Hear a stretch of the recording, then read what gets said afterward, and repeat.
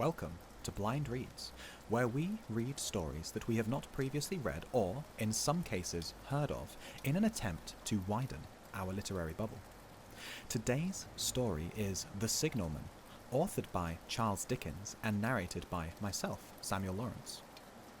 In this story, we follow a man who, after seeing someone walking along a railway track, climbs down a slope to investigate, and upon doing so, meets with a horror-stricken man.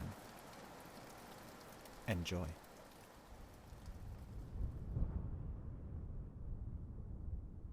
Hello, below there! When he heard a voice thus calling to him, he was standing at the door of his box, with a flag in his hand furled round its short pole. One would have thought, considering the nature of the ground, that he could not have doubted from what quarter the voice came. But instead of looking up to where I stood on top of the steep cutting, nearly over his head, he turned himself about and looked down the line.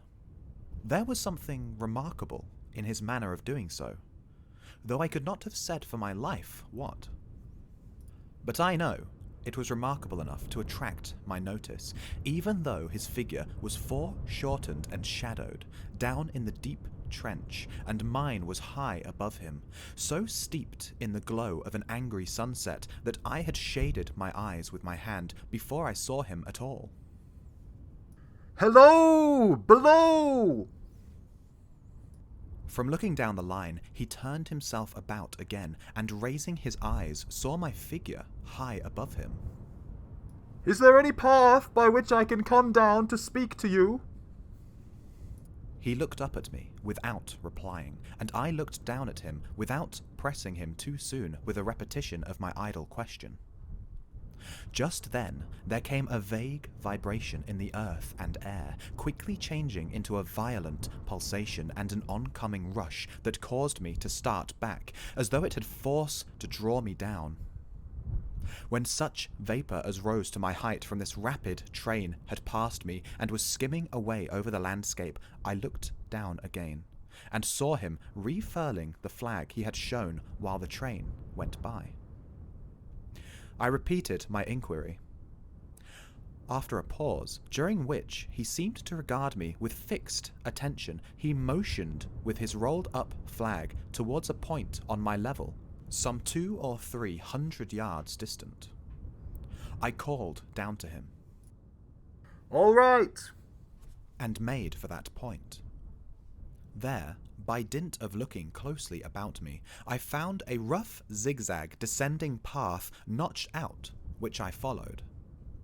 The cutting was extremely deep and unusually precipitate. It was made through a clammy stone that became oozier and wetter as I went down. For these reasons, I found the way long enough to give me time to recall a singular air of reluctance or compulsion with which he had pointed out the path. When I came down low enough upon the zigzag descent to see him again, I saw that he was standing between the rails on the way by which the train had lately passed, in an attitude as if he were waiting for me to appear. He had his left hand at his chin, and that left elbow rested on his right hand, crossed over his breast. His attitude was one of such expectation and watchfulness that I stopped a moment, wondering at it. I resumed my downward way, and stepping out upon the level of the railroad and drawing nearer to him, saw that he was a dark, sallow man with a dark beard and rather heavy eyebrows.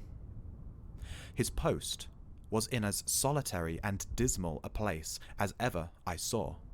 On either side a dripping wet wall of jagged stone, excluding all view but a strip of sky. The perspective one way only a crooked prolongation of this great dungeon, the shorter perspective in the other direction terminating in a gloomy red light, and the gloomier entrance to a black tunnel, in whose massive architecture there was a barbarous, depressing, and forbidding air. So little sunlight ever found its way to this spot that it had an earthy, deadly smell, and so much cold wind rushed through it that it struck chill to me, as if I had left the natural world. Before he stirred, I was near enough to him to have touched him. Not even then, removing his eyes from mine, he stepped back one step and lifted his hand. This was a lonesome post to occupy, and it had riveted my attention when I looked down from up yonder. A visitor was a rarity, I should suppose, not an unwelcome rarity, I hoped. In me, he merely saw a man who had been shut up within narrow limits all his life, and who, being at last set free, had a newly awakened interest in these great works. To such purpose I spoke to him, but I am far from sure of the terms I used, for besides that I am not happy in opening any conversation, there was something in the man that daunted me. He directed a most curious look toward the red light near the tunnel's mouth, and looked all about it as if something were missing from it, and then looked at me. That light was part of his charge, was it not? He answered in a low voice. Don't you know what it is?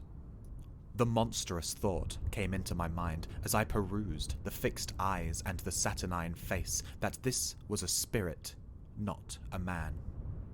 I have speculated since whether there may have been infection in his mind.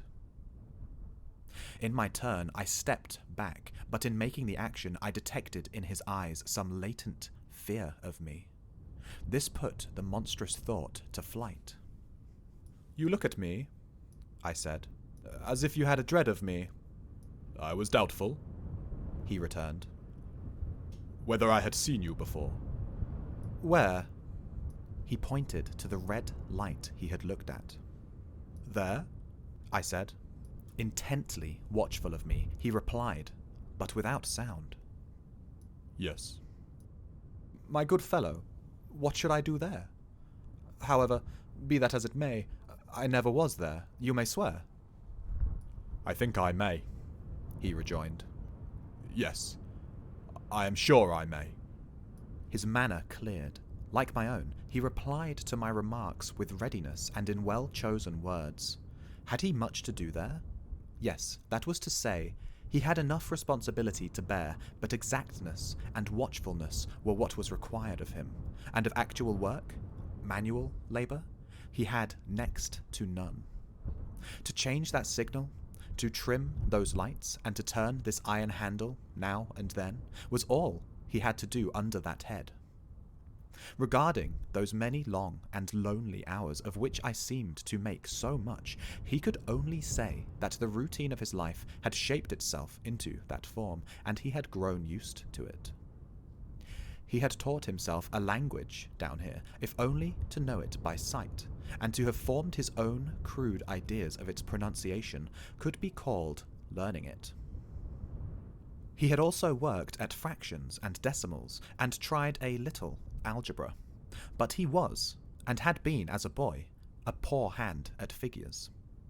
Was it necessary for him, when on duty, always to remain in that channel of damp air, and could he never rise into the sunshine from between those high stone walls?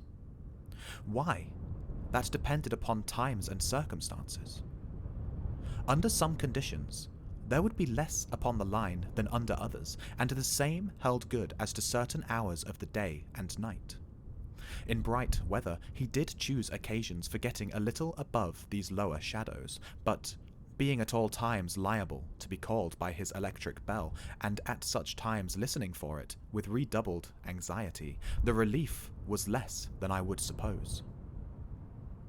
He took me into his box, where there was a fire, a desk for an official book in which he had to make certain entries, a telegraphic instrument with its dial, face, and needles, and the little bell of which he had spoken. On my trusting that he would excuse the remark that he had been well educated and, I hoped I might say without offence, perhaps educated above that station, he observed that instances of slight incongruity in such wise would rarely be found wanting among large bodies of men, that he had heard it was so in workhouses, in the police force, even in that last desperate resource, the army, and that he knew it was so, more or less, in any great railway staff. He had been, when young, if I could believe it, sitting in that hut, he scarcely could, a student of natural philosophy and had attended lectures, but he had run wild, misused his opportunities, gone down and never risen again. He had no complaint to offer about that. He had made his bed, and he lay upon it. It was far too late to make another. All that I have here condensed, he said in a quiet manner, and his grave, dark regards divided between me and the fire. He threw in the word "sir" from time to time, and especially when he referred to his youth, as though to request me to understand that he claimed to be nothing but what I found him. He was several times interrupted by the little bell, and had to read off messages and send replies. Once he had to stand without the door and display a flag as a train passed, and make some verbal communication to the driver.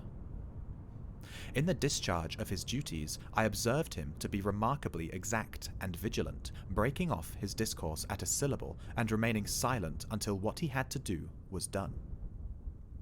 In a word, I should have set this man down as one of the safest men to be employed in that capacity, but for the circumstance that while he was speaking to me, he twice broke off with a fallen colour, turned his face towards the little bell, when it did not ring, opened the door of the hut, which was kept shut to exclude the unhealthy damp, and looked out towards the red light near the mouth of the tunnel.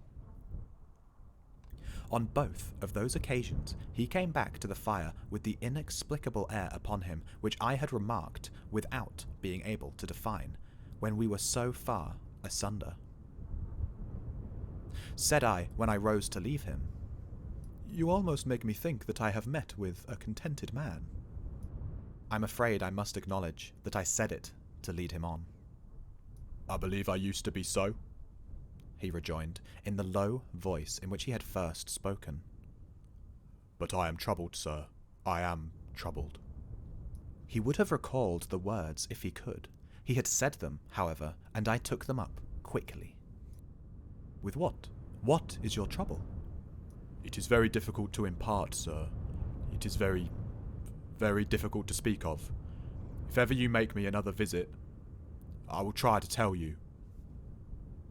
"But I expressly intend to make you another visit. Say, when shall it be?" "I go off early in the morning, and I shall be on again at 10 tomorrow night, sir." "I will come at 11. He thanked me, and went out at the door with me. "I'll show you my white light, sir," he said, in his peculiar low voice. "Till you have found the way up. When you have found it, don't call out. And when you are at the top, don't call out." His manner seemed to make the place strike colder to me, but I said no more than, "Very well. And when you come down tomorrow night, don't call out. Let me ask you a parting question. What made you cry, 'Hello, below there,' tonight?" "Heaven knows," said I. "I cried something to that effect." "Not to that effect, sir. Those were the very words. I know them well." "Admit those were the very words. I said them, no doubt, because I saw you below." "For no other reason?" "What other reason could I possibly have?" "You had no feeling that they were conveyed to you in any supernatural way?" "No." He wished me good night, and held up his light. I walked by the side of the down line of rails, with a very disagreeable sensation of a train coming behind me, until I found the path. It was easier to mount than to descend, and I got back to my inn without any adventure. Punctual to my appointment, I placed my foot on the first notch of the zigzag next night, as the distant clocks were striking 11. He was waiting for me at the bottom, with his white light on. "I have not called out," I said, when we came close together. "May I speak now?" "By all means, sir." Good night then, and here's my hand. Good night, sir, and here's mine. With that, we walked side by side to his box, entered it, closed the door, and sat down by the fire. I've made up my mind, sir, He began, bending forward as soon as we were seated, and speaking in a tone but a little above a whisper. that you shall not have to ask me twice what troubles me. I took you for someone else yesterday evening. That troubles me. That mistake? No. That someone else. Who is it? I don't know. Like me? I don't know. I never saw the face. The left arm is across the face, and the right arm is waved. Violently waved. This way. I followed his action with my eyes, and it was the action of an arm gesticulating with the utmost passion and vehemence. For God's sake, clear the way, One moonlight night, said the man. I was sitting here when I heard a voice cry, "Helloa, below there!" I started up, looked from the door, and saw this someone else standing by the red light near the tunnel, waving as I just now showed you. The voice seemed hoarse with shouting, and it cried, "Look out! Look out!" And then again, "Hello! Below there! Look out!" I caught up my lamp, turned it on red, and ran towards the figure, calling, "What's wrong? What has happened? Where?" I stood just outside the blackness of the tunnel. I advanced so close upon it that I wondered at its keeping the sleeve across its eyes. I ran right up at it, and had my hand stretched out to pull the sleeve away, when it was gone. Into the tunnel? Said I. No, I ran on into the tunnel, 500 yards. I stopped and held my lamp above my head and saw the figures of the measured distance, and saw the wet stains stealing down the walls and trickling through the arch. I ran out again, faster than I had run in, for I had a mortal abhorrence of the place upon me. And I looked all round the red light with my own red light, and I went back up the iron ladder to the gallery atop of it, and I came down again, and ran back here. I telegraphed both ways. An alarm has been given. Is anything wrong? The answer came back both ways. All well.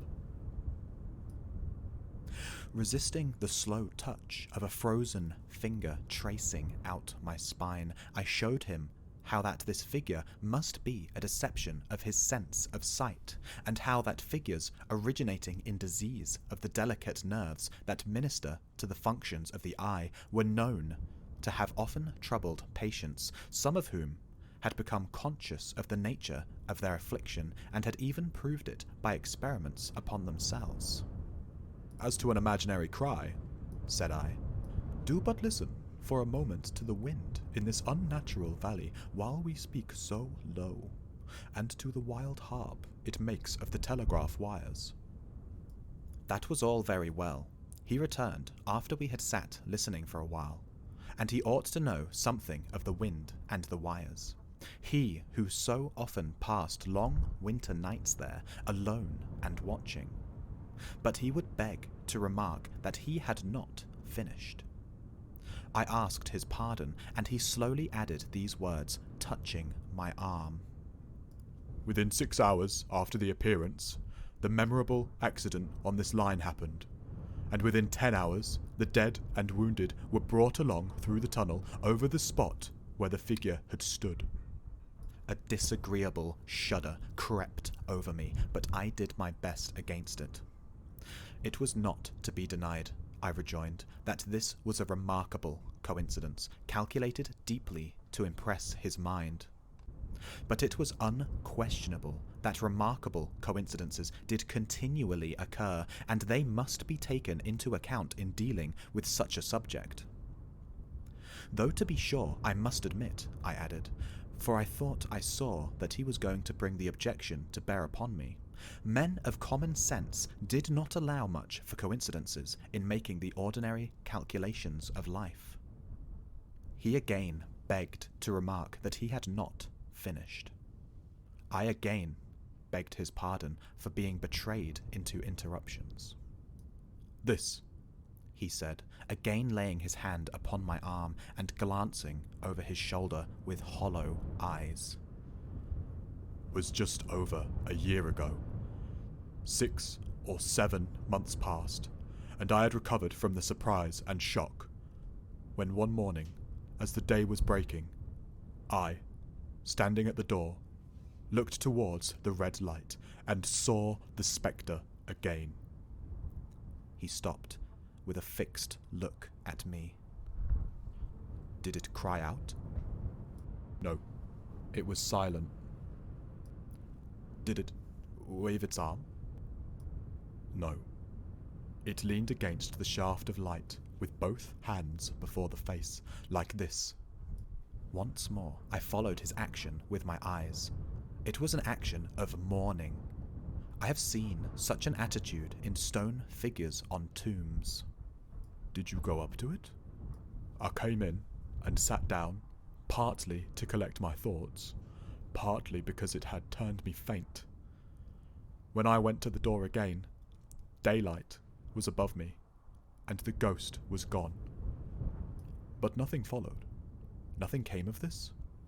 He touched me on the arm with his forefinger twice or thrice, giving a ghastly nod each time.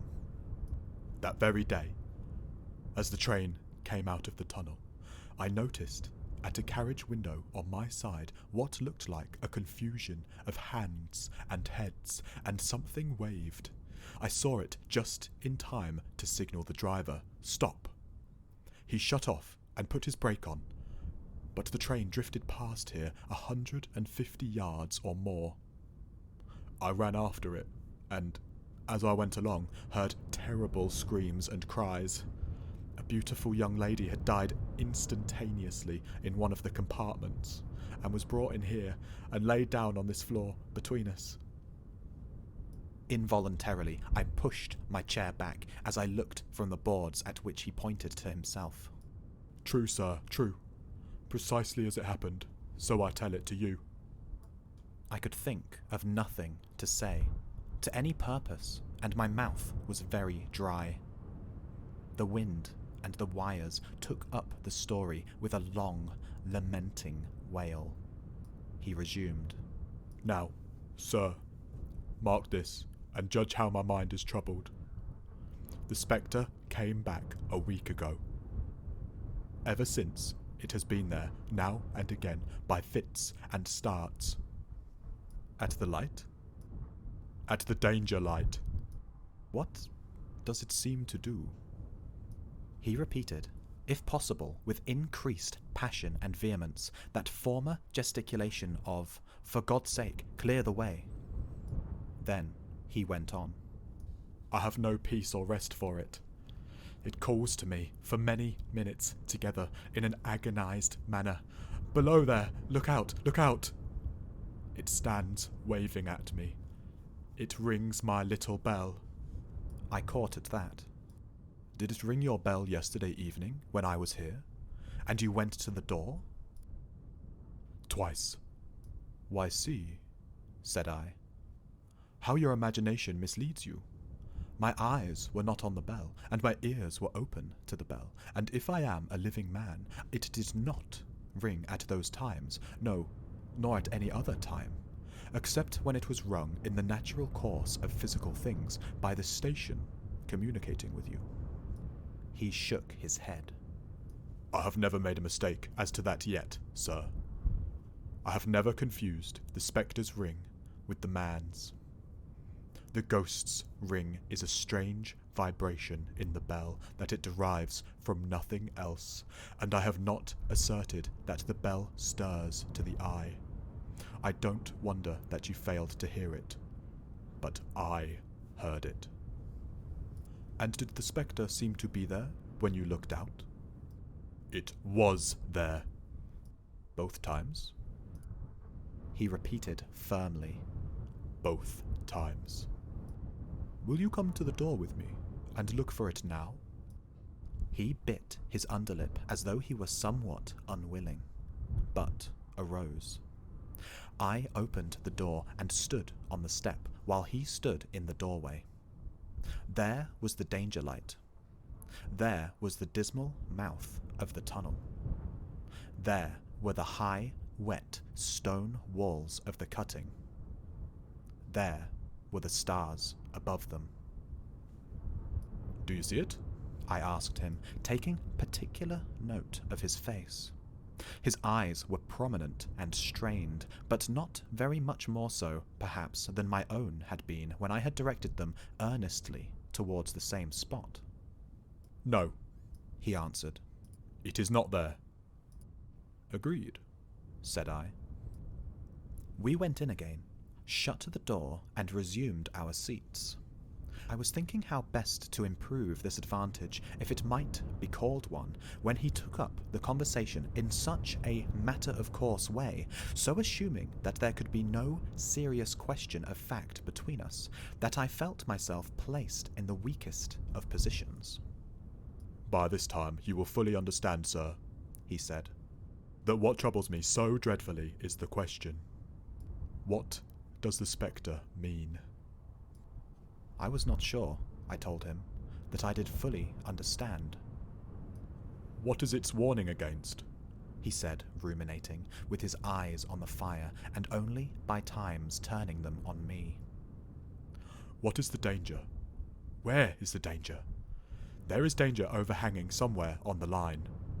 Some dreadful calamity will happen. It is not to be doubted this third time, after what has gone before. But surely this is a cruel haunting over me. What can I do?" He pulled out his handkerchief and wiped the drops from his heated forehead. "If I telegraph danger on either side of me, or on both, I can give no reason for it," he went on, wiping the palms of his hands. "I should get into trouble and do no good. They would think I was mad. This is the way it would work. Message: danger, take care. Answer: what danger? Where? Message: don't know, but for God's sake, take care. They would displace me. What else could they do?" His pain of mind was most pitiable to see. It was the mental torture of a conscientious man oppressed beyond endurance by an unintelligible responsibility involving his life. "When it first stood under the danger light," he went on, putting his dark hair back from his head, and drawing his hands outward across and across his temples in an extremity of feverish distress. "Why not tell me where the accident was to happen, if it must happen? Why not tell me how it could be averted, if it could have been averted? When on its second coming it hid its face, why not tell me instead, 'She is going to die, let them keep her at home'? If it came on those two occasions only to show me that its warnings were true, and so to prepare me for the third, why not warn me plainly now? And I, Lord help me, a mere poor signalman on this solitary station, why not go to somebody with credit to be believed and power to act?" When I saw him in this state, I saw that for the poor man's sake, as well as for the public safety, what I had to do for the time was to compose his mind. Therefore, setting aside all question of reality or unreality between us, I represented to him that whoever thoroughly discharged his duty must do well, and that at least it was his comfort that he understood his duty, though he did not understand these confounding appearances. In this effort, I succeeded far better than in the attempt to reason him out of his conviction. He became calm. The occupations incidental to his post as the night advanced began to make larger demands of his attention, and I left him at 2 in the morning. I had offered to stay through the night, but he would not hear of it. That I more than once looked back at the red light as I ascended the pathway, that I did not like the red light, and that I should have slept but poorly if my bed had been under it, I see no reason to conceal. Nor did I like the two sequences of the accident and the dead girl. I see no reason to conceal that either. But What ran most in my thoughts was the consideration how ought I to act, having become the recipient of this disclosure. I had proved the man to be intelligent, vigilant, painstaking, and exact, but how long might he remain so in his state of mind? Though in a subordinate position, still he held a most important trust, and would I, for instance, like to stake my own life on the chances of his continuing to execute it with precision? Unable to overcome a feeling that there would be something treacherous in my communicating what he had told me to his superiors in the company without first being plain with himself and proposing a middle course to him, I ultimately resolved to offer to accompany him, otherwise keeping his secret for the present, to the wisest medical practitioner we could hear of in those parts, and to take his opinion. A change in his time of duty would come round next night. He had appraised me, and he would be off an hour or two after sunrise, and on again soon after sunset. I had appointed to return accordingly. Next evening was a lovely evening, and I walked out early to enjoy it. The sun was not yet quite down when I traversed the field path near the top of the deep cutting. I would extend my walk for an hour. I said to myself, half an hour on and half an hour back, and it would be then time to go to my signalman's box. Before pursuing my stroll, I stepped to the brink and mechanically looked down. From the point from which I had first seen him, I cannot describe the thrill that seized upon me when, close at the mouth of the tunnel, I saw the appearance of a man with his left sleeve across his eyes, passionately waving his right arm. The nameless horror that oppressed me passed in a moment, for in a moment I saw that this appearance of a man was a man indeed, and that there was a little group of other men standing at a short distance to whom he seemed to be rehearsing the gesture he made. The danger light was not yet lighted. Against its shaft, a little low hut, entirely new to me, had been made of some wooden supports and tarpaulin. It looked no bigger than a bed. With an irresistible sense that something was wrong, with a flashing, self-reproachful fear that fatal mischief had come of my leaving the man there, and causing no one to be sent to overlook or correct what he did, I descended the notched path with all the speed I could make. "What is the matter?" I asked the men. "Signalman killed this morning, sir." "Not the man belonging to that box?" "Yes, sir." "Not the man I know?" "You will recognize him, sir, if you knew him," said the man who spoke for the others, solemnly uncovering his own head and raising an end of the tarpaulin. "For his face is quite composed." "Oh, how did this happen? How did this happen?" I asked, turning from one to another as the hut closed in again. "He was cut down by an engine, sir. No man in England knew his work better. But somehow he was not clear out the outer rail. It was just at broad day. He had struck the light, and had the lamp in his hand. As the engine came out of the tunnel, his back was toward her, and she cut him down. That man drove her, and was showing how it happened. Show the gentleman, Tom." The man, who wore a rough, dark dress, stepped back to his former place at the mouth of the tunnel. "Coming round a curve in the tunnel, sir," he said. "I saw him at the end, like as if I saw him down a perspective glass. There was no time to check speed, and I knew him to be very careful, as he didn't seem to take heed of the whistle. I shut it off when we were running down upon him, and called to him as loud as I could call." "What did you say?" "I said, 'Below there, look out, for God's sake, clear the way.'" I started. It was a dreadful time, sir. I never left off calling to him. I put this arm before my eyes not to see, and I waved this arm to the last, but it was no use." Without prolonging the narrative to dwell on any one of its curious circumstances more than on any other, I may, in closing it, point out the coincidence that the warning of the engine driver included not only the words which the unfortunate signalman had repeated to me as haunting him, but also the words which I, myself, not he, had attached, and that only in my own mind to the gesticulation he had imitated.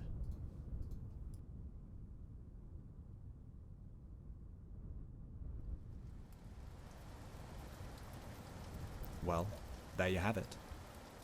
With the signalman dead, and no other person to corroborate his story, will anyone believe the account of our narrator? Could the signalman have been saved if they had heeded the warning and left the box? Would you heed the warning of something you weren't sure was real? Let me know what you thought of the story below, and thank you for listening.